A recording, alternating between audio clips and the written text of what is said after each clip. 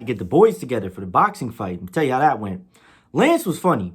Lance, I feel like, is one of those people where he goes to the gym, but he wants you to know that he goes to the gym. He had a jacket on. Next thing he know, he whipped that shit off, and he had his 27-inch biceps in my face. I said, damn, bro, you got it. You got it. Chewy was there, physically. Damn sure not mentally. He was fried before I got there. I don't know what he was smoking. Man, Justin Mendez was sitting next to me. I was getting uncomfortable, though, because he had his ass all in my face and shit. Didn't want that. Justin Turner didn't say a word. He's still grounded from me. Man, Jalen was funny, though. Jalen was going in and out of the room every time somebody showed up like he was a bouncer. He was, like, looking around and shit, making sure all the right heads were where they're supposed to be. DeJour had to be the funniest, though, because every time he went to the bathroom, he was missing his hits on a rotation, and I was puffing for him. Oh, man, we're going to talk about the boxing fight, and we're going to talk about WWE potentially selling their pay-per-view rights to ESPN. Stay here, go nowhere. Tyson Fury and Deontay Wilder fight has come and gone and concluded, and to a lot of people, I guess you could say myself included, it was disappointing.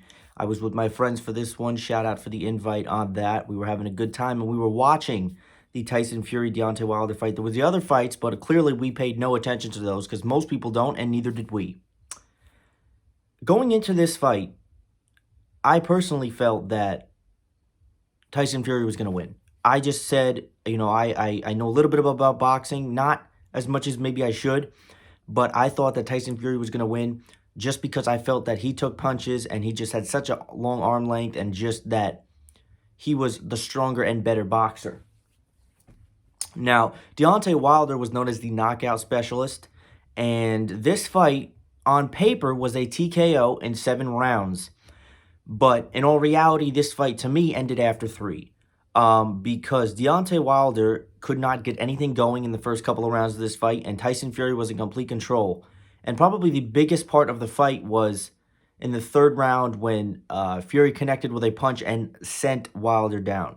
Wilder then got back up. He was very wobbly, and it just progressively got worse for Wilder as the fight went on. After about the 4th round, I don't think we saw Wilder trying to throw any more punches. I think that we just saw him trying to defend himself. Fury did not knock him out.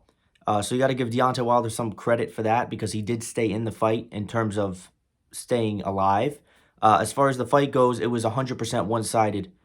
Tyson Fury was in full control, start, beginning, and end of this fight. Beginning, middle, and end of this fight. You know, I don't know what happens now for Deontay Wilder. This is his first loss. His ear was damaged in this fight. It was cut up. And Deontay Wilder was particularly not happy with the fight ending in round 7 due to TKO. Again, that's his way of defending himself, but we all knew that the fight was over well before that. Again, it was just him bouncing off the ropes toward the end of this fight.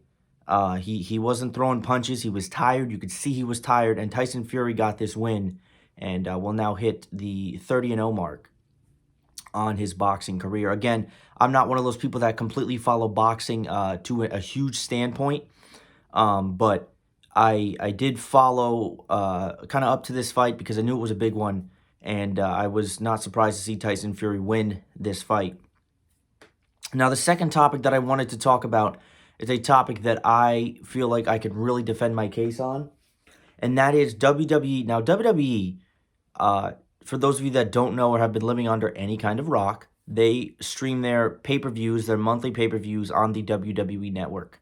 And the WWE Network is a subscription service that you can subscribe to for $9.99 a month. And again, when the WWE Network started, we all knew that, or they made us know that $9.99 was the price because they literally shoved it down our throats. They literally shoved it down our throats for months, and it was the most annoying process of it.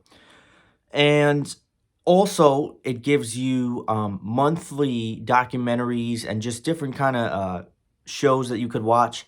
I don't watch a lot of them, but I've watched a couple of them, and they are good, especially the WWE 24 ones. I do like those. The ride-alongs were funny at first, but then I'm like, all right, well, you know, this is kind of just cheesy. The 24s, the behind-the-scenes, I think 24 is their best documentary. And not only that, now, because I'm going back and watching the Attitude Era, you have every pay-per-view ever on the network, including every Monday Night Raw, SmackDown, just all that good stuff, all available to you on the WWE Network. Now, if WWE is potentially selling their pay-per-view rights to ESPN, this does not mean that the WWE network is done. But I think that they are not going to succeed. Because if they will keep the WWE network up, and it will just strictly be old libraries of old shows and monthly documentaries and all that type of stuff that you could easily find online if you did the research. The main reason that most people, including myself, have the WWE network is because of the monthly pay-per-views that they provide to us. And that is why it has the subscriptions that it does. But now subscriptions for the WWE network have been going down because a lot of people have said they find it online. And it's probably something I could do too, but I just like the convenience of having the WWE network. Even though it likes to lag and freeze at inconvenient times, just of having that. This is the biggest mistake WWE will make, and they make a lot of mistakes. If WWE sells their pay-per-view rights to ESPN Plus, people will then have to shell out, which this is not, in theory, a lot. It's $5 a month for ESPN Plus. The problem is that that's not all you're paying for. ESPN Plus is good. I do have it. But the problem with ESPN Plus is that's not all you're paying for. Every time there's a WWE pay-per-view, I would love to see Vince McMahon have the audacity to charge anywhere in the $40 to $50 range for a pay-per-view, because every pay-per-view that we get that have gotten is $10 worthy. We have not had a pay-per-view that is worth $50 in God knows how long. So if that is the case, I will be finding those online links, and WWE will see their WWE Network subscribers that are still hanging on, like myself, completely plummet, and the network will fail.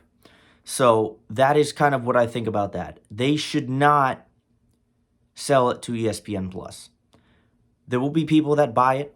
Again, it can't be $64.99. They got to be out of their damn mind to think that anybody's going to pay $65 for a WWE show.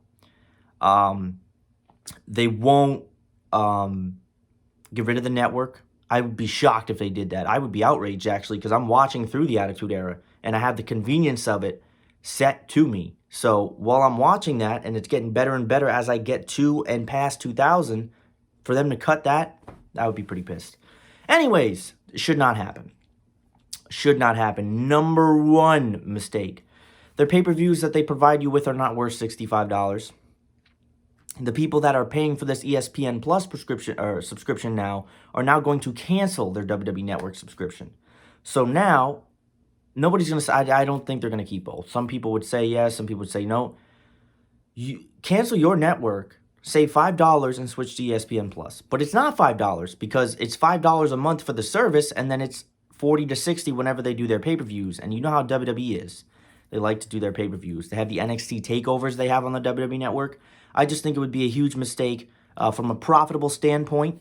You know, the WWE Network was a great thing that did come out.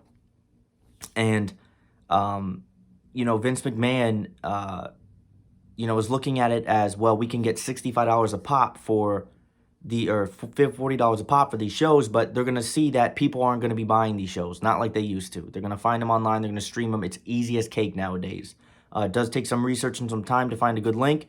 Same thing that happened yesterday with the boxing fight. You know how many people streamed that? Didn't pay a single dime for it?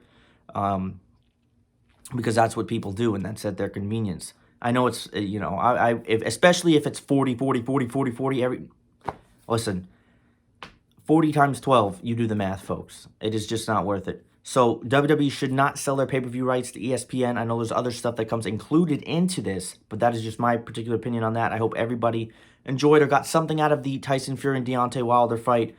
We are going to start doing Major League Baseball predictions. We're not going to do every division. We're going to do big divisions: AL East, NL West, AL West. And we will talk about the Houston Astros, the dreaded team that everybody hates. So, ladies and gentlemen, thank you for watching. Stay tuned.